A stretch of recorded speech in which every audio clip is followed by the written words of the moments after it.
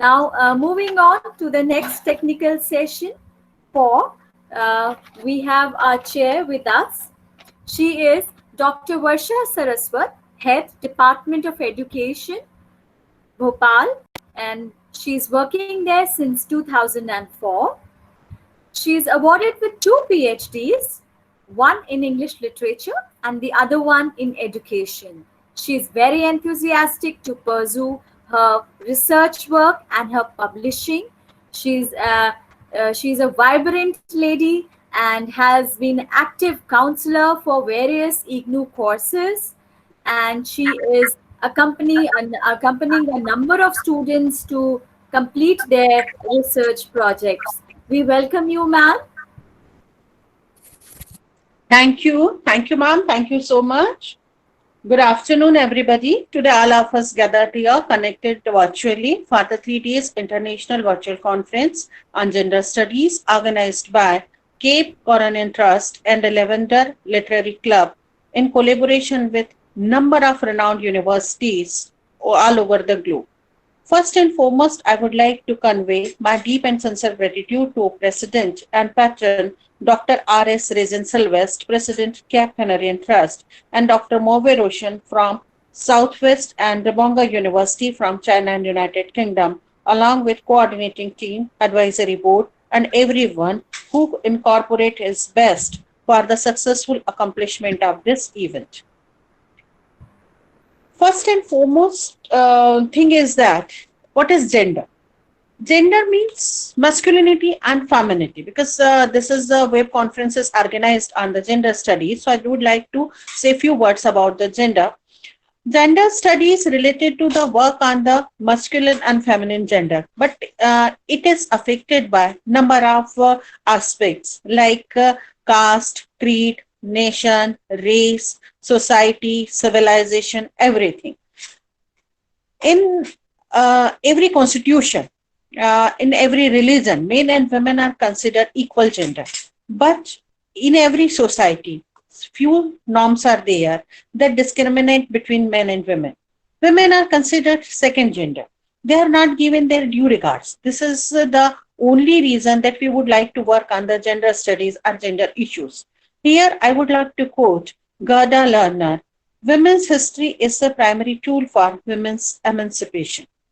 So I would not like to take much time on my words, and I would like to invite our presenters. I'm hoping all of them are with us, my presenters, all of you. I think we gathered here. The first presenter of this fourth technical session is Rincy Philip, research scholar, Department of English, Nurul Islam Center for Higher Education, Kanyakumari, Tamil Nadu, India, along with Dr. V.S. Bindu, Assistant Professor, Department of English, Nurul Islam Center for Higher Education, Kanyakumari, Tamil Nadu, India. Her topic is exploring the mythical inner life of broken metropolis, a comparison of Gyan Prakash, Mumbai Fables, and Jeet the Hills, Narcopolis. So I would like to invite our first presenter, Rincy Philip. Rincy, are you here? Rincy? I would like to call Yes. upon the first presenter, Rincy Philip. Hello. Rincy, are Yes, you ma'am. here? Yes, ma'am. Yes. Yes. Please go ahead with your presentation. Our Okay, ma'am. presentation Okay. is based on, yes. Thank you, ma'am. Thank you. Welcome. Ma'am, I'm Rincy Philip, research scholar at Nurul Islam University, Kanyakumari, Tamil Nadu. And my title of the paper is Exploring the Mythical Inner Life of a Broken Metropolis, a comparison of Canprash, Mumbai Fables, and G. Tales Narcopolis. And what the paper entitled Exploring the Mythical Inner Life of a Broken Metropolis, a comparison of Gyan Prakash, Mumbai Fables, and Details Narcopolis to find out the life and hope of Mumbai underworld. From this comparison study, these two works mainly focus on the mythical inner life of a Bombay metropolis. The child Hello. represent. Tiffany, could you please switch on your camera so that we Oh, can see you? oh, okay, ma'am. Okay, okay.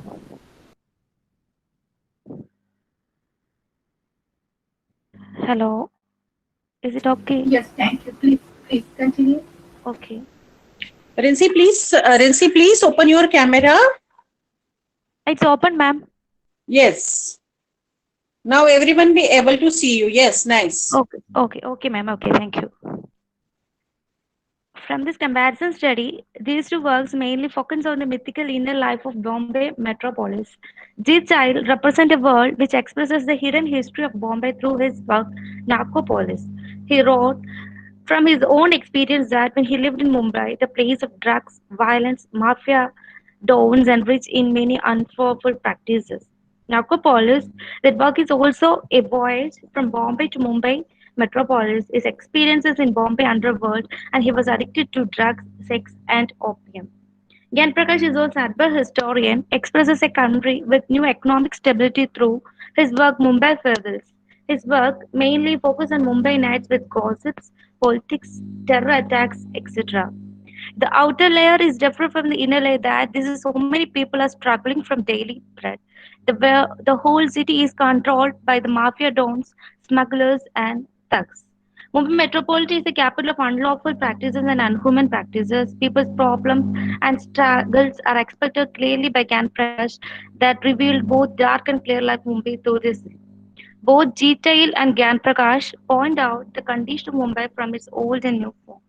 Jeetail illustrates the history of humans living in the city.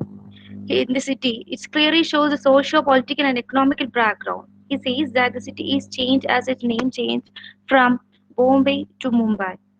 Major problem is faced by who living in slum dwellers. They are they are living as unhealthy and unhappy life situations. The slums give birth to mafia dons. They have strugglers. They are not supposed to lead a healthy and secure life. It is another form of addiction to the narcotic world with sex, drugs, and alcohol. In Narcopolis, the main plot focuses on a character called Dimple. She is a beautiful, elegant, and young girl. She's sexually misused and by the painter named Newton. The story moves on through the life of a street named Shukla Street. The whole street is crowded with many brothels, opium, and alcohol, which gave a way for drug addiction, prostitution, and grown-up criminals. According to Deep Child, Bombay is a place which depicts a non-shining and unpowerful India. In the novel, character Rashid said he could see it in the face and smell it on the air, cocaine and moma and ecstasy, new drugs for a new Bombay. Narcopolis is a novel that details the problems of unhappy marriages, uneducated children, etc. 6 million out of 12 million whole population living in slums. And comparing Mumbai Pebbles, it describes a shaped city with many industrial pressures. Prakash details about a nation with the many positive vibes, attitudes towards a broken metropolis. It is very much inspirational for literary and also for the cinematic field. Many architectural and artistic glamour mold the city with a contrasting background with the novel Narcopolis. And Gyan Prakash represents a city with its positive vibes, also the convey the best side. He tries to portray the historical aspects about the metropolitan city. He maintains to convey facts from fiction. Gyan Prakash tries to convey only the history, not to run the city by showing its only bad life situations and human images. He reveals stories that help the growth of Mumbai. His full title, Mumbai Fables, A History of an Enchanted City, conveys all the beauties of Mumbai metropolis. He is also showing not showing its bad effects. The book is filled with commonly with history that gives the positives of the country. Through the Prakash, this Prakash shows India as most perfect and secular country. By this, he shows a voice to the city which provide main realistic stories. He never talks about the slums or slum dwellers. He really reveals a story about the permanent residents or nature of Mumbai. Then he evaluates about the nationalism among natives. According to Gyan Prakash, Mumbai Fables is a place where life exists. Mumbai people are living with rich Indian culture and histories. Mumbai is a city with tremendous opportunities. Prakash's writings are not connected with contemporary issues such as terrorist attacks, natural hazards, etc. He springily goes through the 16th century to reveal the story behind Mumbai's historical background. While Narcopolis explores the totally neglecting all positive aspect of a metropolitan city. Novel consists of fully pathos and people lived with there was separate dark life happening. Narcopolis is an autobiography of Jeet Thal, so that it reveals a real life story of the author that deals with problems that faced by him in Mumbai city. Narcopolis shows the reflection of author's personal life. All the characters in the novel has their own mental struggles. They have their own choices. Yes, why not? Put on shame on display so people understand the lowest of the low, prostitutes and criminals and drug addicts. People with no faith in God or man, no faith in anything except the truth of their own senses. This all are part of the certain organized crimes which was active in the highest area of Metropolis. Within a time period of Mumbai, Metropolis has been dominated by several mafia dons and thugs. The Tyre gave a clear report of all the facts to his work Narcopolis. While comparing with Mumbai Fables, it shows only the positive sides. Gyan Prakash considered Mumbai with was polished and secure life.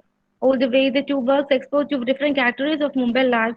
Mumbai metropolitan is absolutely a safe city. The major problem is that the criminal filled underworld with organized crime, smuggling, black markets, and kidnapping the rich vast ransoms. Thank you.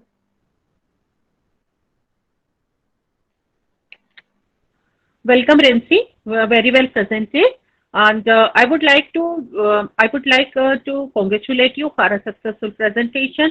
Instead, I would like to add something also. Mumbai is the best metropolitan city of the India, and it has been considered for the center of crime also. That we can consider as the underworld crime also. And women are also participated in that. Few women were there, those who were ruled the Mumbai underworld, and they were considered as very strong personalities. So, if we are talking about it with the perspectives of gender studies, then we have to add that women also contributed their best for the underworld of Mumbai. Also, here I would like to quote Marilyn Monroe: "Give a girl the right shoes, and she can conquer the world." Same as the few women, few stronger women, they conquer the Mumbai as a part of inseparable part of Mumbai underworld. And I would like to really congratulate Rinsi for her best presentation. And as far as the question and answers are concerned, I don't think any question have been asked. Still, I'm waiting for our audience. If you have any question?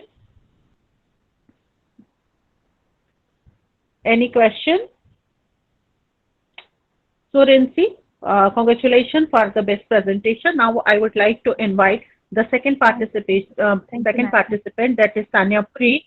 Welcome, welcome, Rinsi. Now, I would like to invite the second participant, Tanya Puri. She is a research scholar, Malaysia Center for Peace Research. Um, wait, Tanya, wait. Her topic is Tanya, please stop your microphone for a while. I would like to introduce you with our audience. Tanya Puri, research scholar, Malaysia Center for Peace Research, Banaras Hindu researcher from Banaras Hindu University. Her topic is indecent representation of women's body in Indian advertisement. I would like to add few words that women body is considered more beautiful, and I can say the most beautiful aspect of the God's creation. And in advertisement, she has been displayed. The body of the women has been displayed in various manner, whether it is needed or not.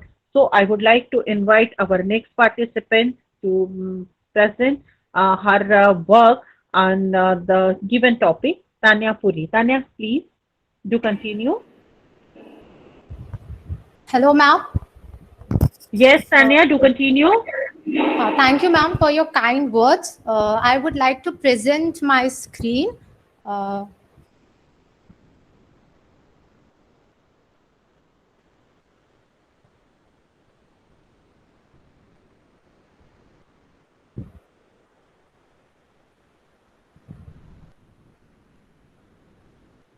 Yes, Tanya, share your screen.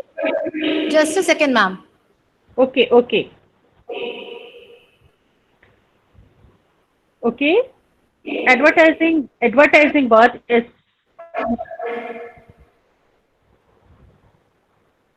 our second participant, Tanya, is going to share her screen.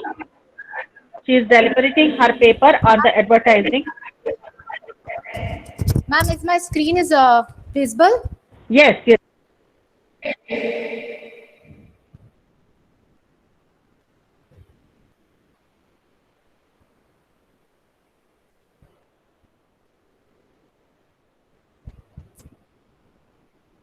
So my topic of presentation is indecent representation of women's body in Indian advertisement.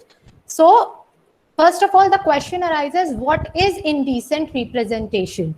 So as per the Indecent Representation Act that I have quoted in the presentation, in 1986, under section 2C, it is defined as the depiction in any manner of the figure of a woman and her form or body or any part thereof in such a way as to have the effect of being indecent or derogatory or injure the public morality. This definition was given in 1986. However, with the technological advancement and actually the development of electronic media, there came a paradigm shift in the and brought a amendment which was made in 2012, and the definition was revised to publication and distribution in any manner depicting women as a sexual object.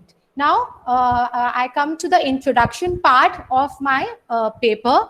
So as you know that beside being a gizmo at the hands of marketers, advertising plays an important role in influencing the social attitudes and moral standards. We live in a world that is stratified along lines of gender, race, ethnicity, class, age, disability, sexuality, and location, in which the privileges, disadvantages, and exclusions are also associated. The world today is dominated by different kinds of media, widely influenced the mindset of a people in India, where media can do a lot to bring a gender equality. However, it has led to objectification and stereotype of women. Women are treated as an object.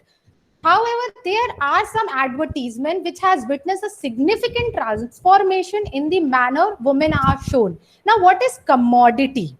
And for the purpose of prorogation, the meaning of commodity shall be narrowed down to an economic good that is subject to ready exchange or exploitation within the market. The debilited culture that we are analyzing today is that of representation of female body as a commodity and how it is exploited in the beauty market.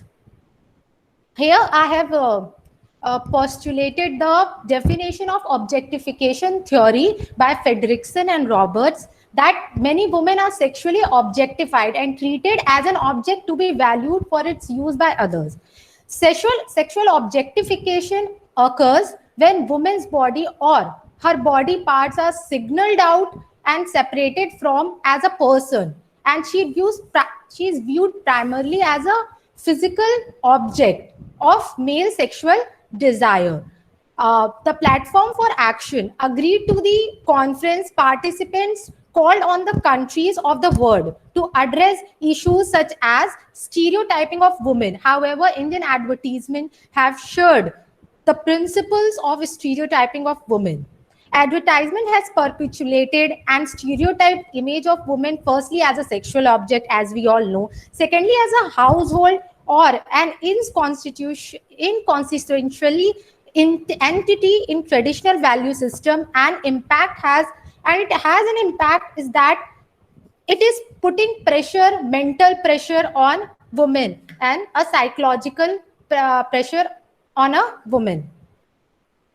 Characteristics of advertisement that leads to sexism. The rhetoric question does not arise in the case of condom ad, but in the case where woman is used for selling cement, then there is only beauty that is shown, not her brain.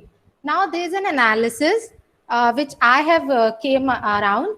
various instances of commodification of women's body through misinterpretation, exploring how it reinforces sexism in the society. The mere portrayal of women as an object desired is an operation of not only morals but also the underlying principle of feminist ideologies. Women are shown as powerless, repressed, possessed, and in some theme comics as well. So, for example, if we see the Seagram's Imperial Brew brand that sells Indian whiskey, almost all their advertisements are focused on men as consumers of the alcoholic product. Women are shown in the commercials as wives or materialistic women who are attracted by the immense wealth of men, nor as a trophy wives. In all the commercials of this ad, a thin-veiled attempt is made to justify their objectification by their tagline, men will be men. As we see, then there is Fair Lovely ad by Hindustan Unilever Limited. For years, advertisement of skin lightening creams and other products have shown people, mostly women, with dark skin as having a problem when it comes to finding jobs, getting married, or generally being accepted in the society. Another offense is perpetuating by this culture is of discriminating where fair is the synonyms of beautiful. Okay, it has longly been promoting negative stereotyping against people with darker skin. Now, there is some additional insight that I would like to add, like the fringed look, the unreal exactness in the form of perfect pearly teeth, deep blue eyes, silky hair, wrinkle-free face, transform women into something like doll or a puppet rather than a real human being. There is a mutilation, like a media imaginary position female simply as object of male gaze. Association are often made between women's body and some product, and doing so morality and ethics are even compromised, and then they are treated as object of desire. There is inappropriate representation, like at one side the woman's waist is shown, and other side the bottle of Coca-Cola is being represented. This is called commodity feminism, and it has become obnoxious and inescapable in the modern advertisement world. The violence against women has also been started. The eroticized woman images in adverts can speculate the incidence of violence against women. Such imaginary fuels the perception that women are inanimated object designed for male pleasure only. Then there's stereotypical role, like females are shown in a traditional female roles like cooking, cleaning, caring for kids, etc. However, there are some ads that are actually being way forward, like they are being different from the gendered script writing, like we see of Ghadi detergent, Sare Mail Dho Dalo. Ghadi detergent launched an ad campaign a week before Holi to raise a voice against eve teasing during the festival. Then there is an ad of Vicks, Touch of Care, based on a true story. This ad features a transgender woman who fight daily to educate her adopted daughter.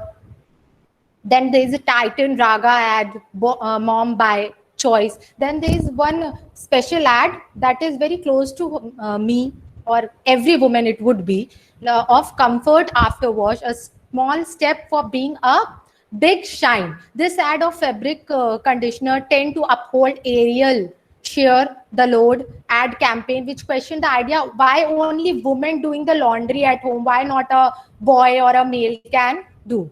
Now, I came to the conclusion itself. Looking behind the balanced, indecent representation of women are enormous at social court. The need of an hour is to show no acceptability and lenience towards commodification of women through advertising. Endorsing it will lead the society towards licentiousness and immorality, and it is unethical, and it is the ethical responsibility of every society to come up with the antidote for such corrupt practices before we find ourselves neck deep in such malpractices.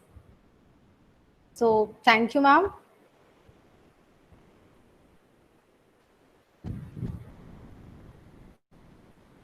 Very well presented, Tanya. I would like to add few. Hello.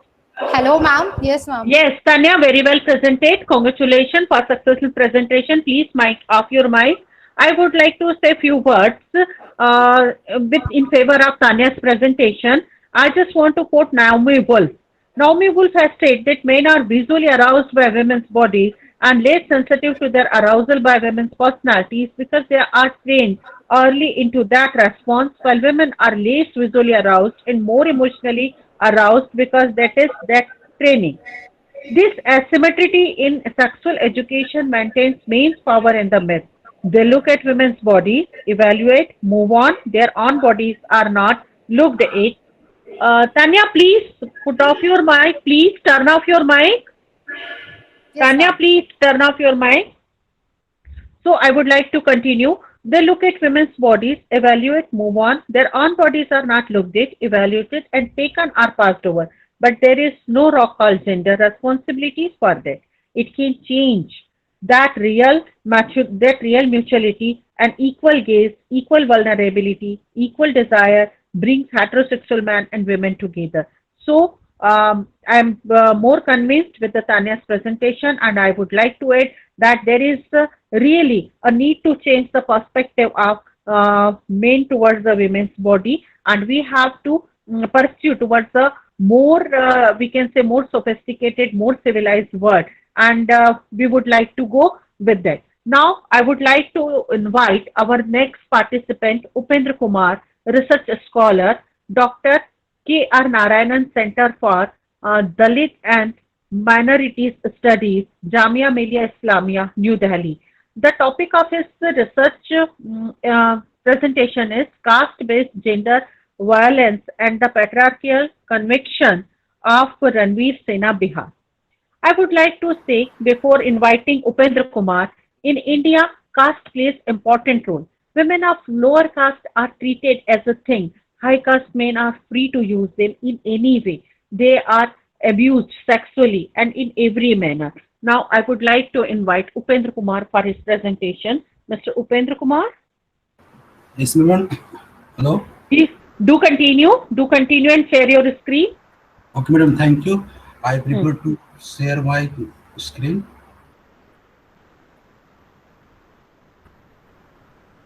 Upendra, do concentrate Yes. and yes, please. ma'am.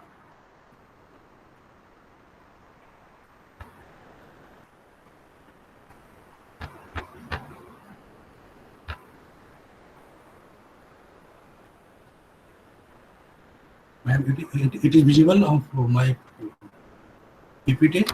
Yes, yes. Just to continue, share your screen properly, Upendra. Share your screen. Your screen is not visible. Okay, okay, madam. Just 3 minutes. Yes.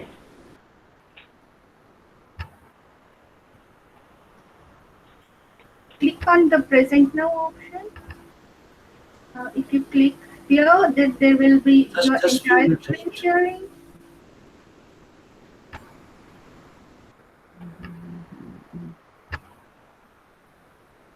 It is visible. Upendra, your screen is not visible. Only you are visible. Please share your screen with your presentation. Your screen is not visible. Ma'am, sorry, it's visible now. Okay, okay. Yes, Upendra. Now your screen is visible. Do continue. Okay, madam. My title of my paper is Caste-based Gender Violence and the Patriarchal Conviction of Ranveer Sena, Bihar. The major argument of the paper is that the Ranveer Sena, a private militia of upper caste landlord, had a distinctive patriarchal notion that was used to crush the rebellious zeal of the laboring classes for caste supremacy and class dominance. The paper has mainly 3 parts. Firstly, it focuses the emergence of Ranveer Sena and its violent activities. And secondly, the paper contextualized the violence as a Dalit femicide. And the final part of the paper describes the patriarchal conviction of the Sena. In the 1990s, Ranveer Sena emerged as a caste-based militia with a rigid conviction of caste and class supremacy. It was formed by Bhumiyar landlords and rich peasants in 1994 in Bilaru village in Bhojpur district of Bihar. Its main objective was to protect Bhumiyar's social economic interest and dominance. Bhumiyars have been a landowning caste possessing large tracts of land in Bihar. They had been facing the militancy and militancy of lower castes and class who were organized under the various several radical feminist organizations. The social base of the Ranveer Sena had been Bhumiyars, but the Sena enjoyed the moral supports of all other upper castes. They joined and supported the Sena not only to satisfy their caste supremacy, but also for being an armed member of Sena for the money that was paid by the Sena. A commander of the Sena claimed in 1997 that the Sena had 5,066 armed members and each member got 2,000 per month as an honorarium. After the emergence of the Sena, the intensity of rural violence drastically changed. Mass killings becomes very frequent, and the Dalits were a soft target of the mass killing. Till June 2000, Ranveer Sena committed more than 2 dozens massacres in which over 246 people, mostly Dalits, were killed. The mass killing had a gender dimension. The dimension was manifested in violence, which was not only gendered but also casteist. Rape and subsequent brutal killings of Dalit women became a normal exercise during the massacres. The Dalit women were desperately victimized, and several Dalit femicides were committed by the Sena. Dalit femicide, one of the forms of caste-based gender violence, which was committed because of the caste identity of the women. The violence was not a new phenomenon in Bihar. In fact, the raping women had been used as a weapon of enforcing caste and class dominance by landlords or rich peasants. For example, a private militia, Savarna Liberation Front, had launched a mass rape campaign in Gaya and Jahanabad from March to July 1992, and its member raped more than 200 Dalit women. But till the emergence of the Ranveer Sena, the killings of Dalit women were rare and random. The Dalit femicide was its notorious strategy to subjugate the Dalit laborers fighting for dignity, land, and wages. The first killing incidents of Dalit women by the Sena was reported in Nadhi village in Bhojpur district in May 1996, but the mass killings of women surfaced first time in Badhani Tola, where the Sena killed 12 women, including 3 months old baby on 11th July 1996. After the Badhani Tola massacre, the Sena killed several women in several incidences, but the killing of 4 women in the Ekwari village of Bhojpur in April 1997 was a little different from the earlier killings. In fact, it was a step ahead towards the brutality of the Sena. In this village, before the killing, the women, 15-year-old girls and 8 months pregnant women, were raped and subsequently killed. Actually, the raping women before killing women was basically a new ingredient to the brutality. After the femicide of Badhani Tola, another femicide occurred in Lachmanpur Bathe of Jahanabad district. On the night 1st December 1919, the members of the Ranveer Sena entered the village of Lachmanpur Bathe and killed 16 children and 27 women. 10 of them were pregnant. The femicide in Lachmanpur Bathe was very brutal in killing women, particularly the 5 girls, including Prabha and Manmatiya, who were raped, cut off their breast, and shot in their private parts. As a time of limitation, I am not going to detail into all incidents, but I have listed them in a table. You can see here. Now the Ranveer Sena and its patriarchal conviction. This is a last part of my paper, and also this is an important part. The mass The mass killing of the women was the manifestation of its casteist patriarchal conviction, which followed the caste hierarchy, disability, and privileges in practicing patriarchy. The basic traits of the conviction was the demonization of the reproductive activities of Dalit women. They targeted the women because it had perceived that the women gave birth to Naxalites. A member of the Sena said that चमार मुसर की औरत ही naxalite पैदा करने की factory है, इसलिए मैं फैक्ट्री को ही उड़ा देता हूँ. The women of Chamar Muslims are the factory to give birth Naxalites, so I approved the factory. A similar view was expressed by the chief of the Sena, Brahmeshwar Singh, and he proclaimed that the Dalits and their women and children would be exterminated because they gave shelter to the Naxalites. Upendra, please conclude your work. Please conclude your presentation. Okay, madam. This last, on the question of killing the infant, he said in the interview that Hanuman in his fighting, in his fight against Ravan set on fire the whole Lanka. It is fair that if the fight against demons involves destroying Ogam.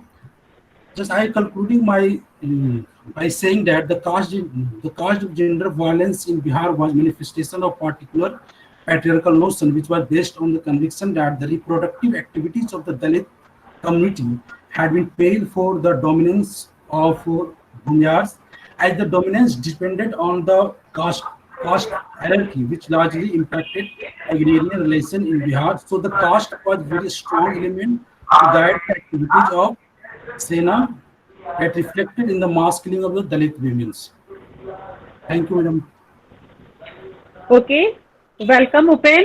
You have presented very well. I would like to quote Saraswati Menon, UN Women Policy Director, that millions of Dalits, tribals, and others still face discrimination, especially the women and girls. In too many communities, religion minorities also suffer. We must continue Gandhi's battle for equality. Yes, we needed it, especially in Bihar. It is needed that we would like to awaken the people against all this discrimination, and the women of low caste and Dalit society also given their equal rights, and we have to do something to change the world. Now I would like to invite the next participant, G. Balakrishna Reddy, PhD research scholar, Behrampur University, Odisha. He is going to present his presentation on racism and cruelty in Maya Angelou's novel. Maya Angelou's novels are quite famous for his vulnerability, not only but the presentation also. I would like to call whether G. Balakrishnan Reddy is here or not. G. Balakrishnan Reddy, are you here? Yes. I'm Please here. Yes. Am I Please audible, share your. Yes, you are audible, and please share your screen and try to present your presentation on racism and cruelty in Maya Angelou's novel. Please to continue. Okay, thank you, ma'am. Respected ma'am, all the participants. I am What? PhD research scholar in English, Berhampur University. My topic is racism and cruelty in Maya Angelou's novel. Maya Angelou, the feminist, deal with the human operations in all forms. She experienced horrified the instance of the racism and identity rare and literacy of Black women. She highlights the problems of Black women, women's culture, women's strength, and lead to them discover the overcome they recognize their own worth also. She emphasized with the suppressed Black women and act as their representative to provide them voice and equality. She strongly believed that a realistic account of the socio-economic and cultural condition of the past, making the current generation of acclimates with the life, the times two of the earlier generations of higher authorities to seek some relief of her people's problems also. Her novel deals with the human experience in the background of post-colonial through exploring the current mean by which the people of the formulate to the racial and identity wholeness of entire people, male and females. Now the paper tries to show the Angelus treatment with the protagonist also. So we have to at present discussing the contemporary Afro-American writers literature. We shall not dwell much upon through the important culture even in the history of American. Let the recall the horrid in 1940 and 50s when the three great black writers contribute to what that the time called the literature of the black in America and to American literature generally, native son by Richard Wrights, Invisible Man, Ralph Ellison, and Go Tell It the Mountains by the James Baldwin, the product. Now the mapping the recall the prejudice and through the general which the serves and aspect the national about the black in America. The three novel only the offer the graphic account of the black life in America during those days, but also they essentially interest the thematical as and the narrative structure also. And opposition of American African towards with white American also. African and American literature today oppose the several things in literature of white American Negro now is no longer a marginal character and the protagonist who asset his racial identify. He opposed even the earlier image of himself as portrayed by the Harlem's writers and docile, self and conscious, and submissive black men knocking at the door, though they practiced the same religious faith and had similar racial features and appeared. They had brought out with them national identity ethos with the each case a unique already existence the black race with the negroid future also. It was seems now a mole on beautiful bright face, row the virgin lands, freedom without the bread is the meaningless. The black fed the slavery with the bread, better the freedom without bread also. But it was also true bread with the slavery is a the opinion before the obvious clear they choose the freedom because it gives the strength and struggle. All men will create a equal also. The American black as well as Indian Dalit were the son and daughter, the darkness, the journeying through the untold sorrow and suffering. The Dalit are native son of India. They were the salt and savor of this ancient land, but unfortunately they were dishonored by the high caste Hindu and centuries through together. Today the Dalit writer asks, what is India to me? And enigmatic land a dream of nightmare or the plunging riddles. He is in the search of answer to these questions. What is the mean to be untouchable or the perits? He knows very well that both the father sprang out from the same womb, the Brahmins. Why then was he rejected by the mother? Why and how? Who is responsible for this inhuman act also? His questions are many. They issue forth from what and who, why and how. The question he asks seem to be simple, but their answers are amazingly complex. Once Dr. Babasaheb Ambedkar told Mahatma Gandhi in a fit and abuse and angered Gandhi, I have no homeland. The Dalit writer today is trying to answer these questions. The Dalit literature inspired by Dr. B.R. Ambedkar through the defining the Dalit conditions also. He is open like the shapes with axe with which he is the cutting the weeds, tickling the growing over the century in this ancient land also. And another thing is discussed the interrelations of sexism and racism also. As the Christian says, declared sexism and racism are. Listen. Now you conclude your presentation.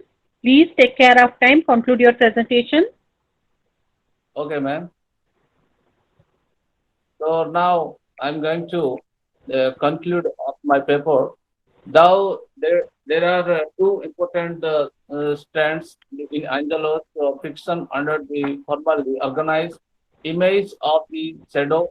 The first being the racial violence, and second being back the experience of the fourth are integrated in the sense that they are the path and heart cells of the American life, whether the white or black.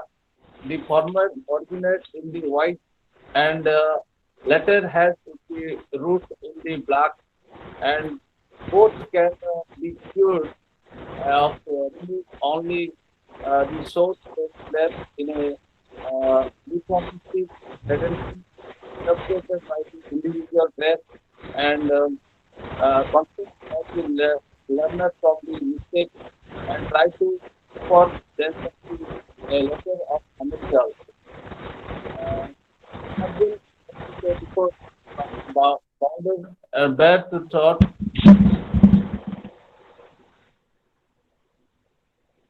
So thus the Angelus decisions, the black experience in America, that the various kind of living that white age and oppression of women society. Welcome, Balakrishnan. You have presented very well, and I'm congratulating you for your successful presentation. Whenever I think about Maya Angelou, I would always love to quote her, as she has rightly said, that there is no greater agony than bearing an untold story inside you. And it is really relevant on gender studies. And now, to continue our session, I would like to invite Kumar Abhimanyu Dev Singh. He is from Bavaria, Director Communication Country, and he is going to present his work on imprints of Sati system in oral traditions of Jammu region.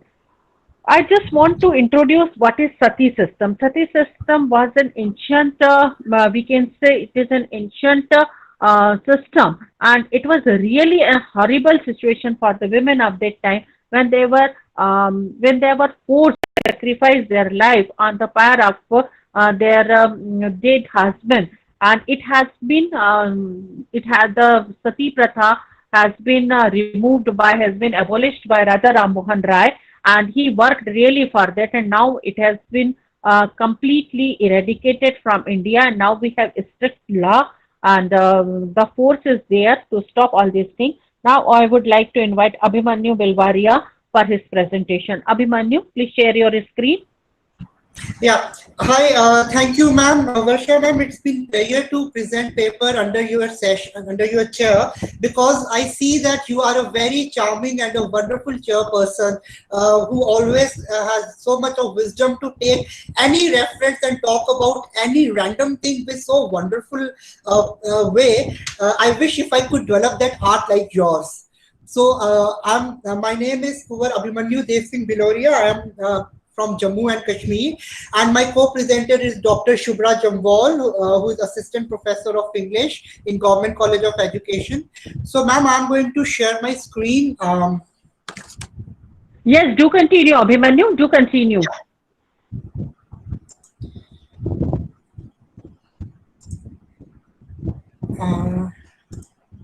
Is it visible now? No. Yes.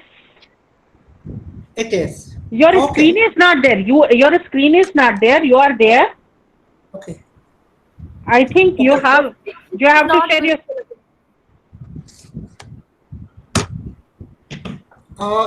Is it visible now? Okay, okay. I have to select it. Yeah. Yes.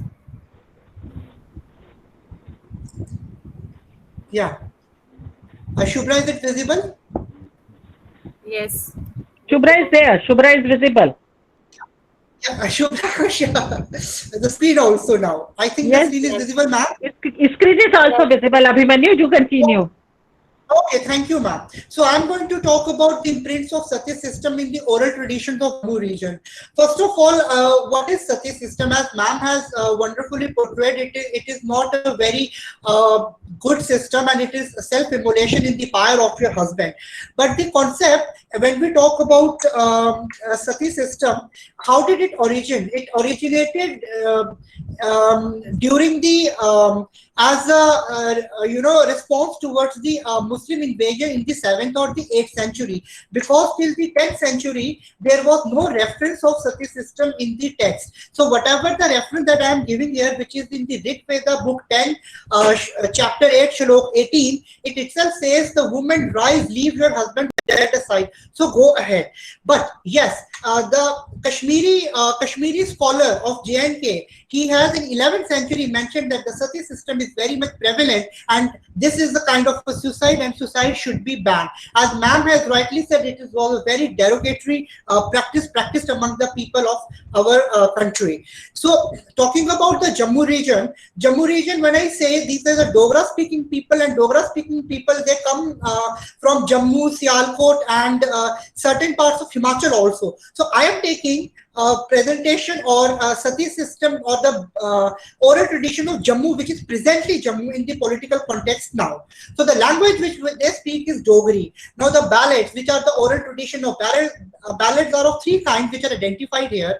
Ballads as in folk songs or folk poems. So Bard, Karak and Gitru. Gitru are related to the marriages, Bards are related to the heroic deeds, and Karak are related to the memorial poems. So this is a Sati. So who are Satis in the oral traditions of Jammu? These are not only the women, but the daughters, the mothers, the animals who jumped into the fire of their beloved one.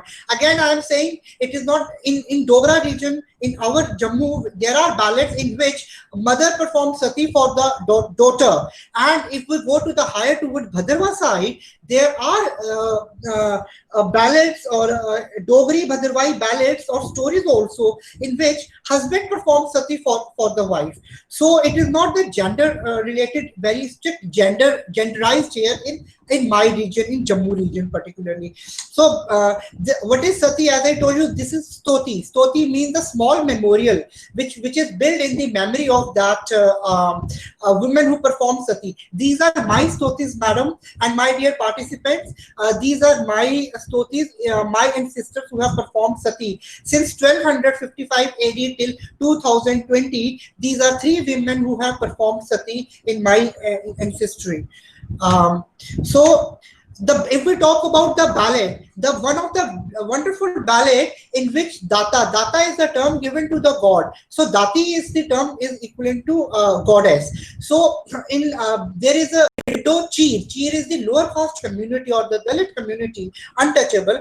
And this guy, Biddo, he went outside JNK state and earned lots of money through business. So again, this ballad gives the socio-cultural construct that any person of any community can practice any profession. He made lots of money, and while returning, he stayed at the Jaspa village where out of greed the Khajuria Brahmins murdered him. So Sajwanti performed Sati, Biddo's wife, and the heroic ballad was written for her. Then another, Shilavanti. This is one of the very interesting ballad which I found, though I do not want to take thought of taking it, but it is for very impractical for me in today's world, because when Shilavanti was taking bath, as per the ballad, when Shilavanti was taking bath in the river, she was attacked by a snake, and she was saved by an unknown person. While saving the unknown boy who was saving her, he died of the snake bite. And this lady, Shilavanti, out of love, out of, I don't know, emotion, I can't explain, as I told you, in today's world it is not possible. So she performed Sati for that unknown boy.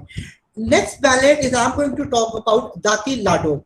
Now, here, Bala was he was a Brahmin boy of a Prabha village in Jammu, and he was murdered on the day of his marriage, and his fiancée performed sati. There is one of the very interesting one, Dati Nagaru. Again, Dati is the term given equivalent to the goddess, and her husband was murdered by Rajput of Badwal. Badwal Rajput come from the Bilawar region, from where my ancestors have ruled that place long ago. So she wanted to perform sati, but the people of that region stopped her from performing sati, because, and it is the 16th century tale, and because they feel that sati was not a good practice to be followed. But she was about to curse the entire village because they were not helping her doing the rituals for the sati. Then her Kul Guru came, who helped her to do the sati, because she was so much passionized for her husband and maybe she doesn't want to live without her husband. So she performed sati. Then again, Data Ranpat's wife, she performed sati after 12 years of her marriage, after her husband's death. Data Ranpat is the same person whom Charak, Rajputs of Charak community have murdered long ago, and now he is their Kul Devta. Charak community is the same one to whom Sushila Charak, who is presently the biological mother of Salma Khan, she belongs to this community from this region. Her Kul Guru is Data Ranpat. Right. So when Data Ranpat died at a very young age, in his teens, her mother performed sati with him, and her wife performed sati 12 years after it. And another very interesting one is of Data Lekho. This guy, this memorial is hardly 4 or 5 kilometers away from my home. So I particularly have done huge research on him, and lots of information was available on him. When he was, brutally beaten up by the neighbors on the cattle grazing into their field or his field, because of that feud, he was beaten up by them, and the Doom person from the Doom community, again the lower caste community or the untouchables of this region, he offered him water and comforted him at his deathbed. So that is what in the ballad says, Pun Kamai Beyant Dume. Pun as in Punya, Kamai means earned, Dume means to refer to that person Doom. Muhe Chipai Pani, Mu means Mu means face, Chipai Pani means by inducing water into the mouth of the dead person. So when her mother, Data Lekho's mother, was performing sati for her son, she said, "Fe gal suno barrio." She addressed to all the cruel people of the society who didn't help her son. Is dume di manta dio karai means legitimize this doom and let him do my pindadan, the last rites, when I do sati.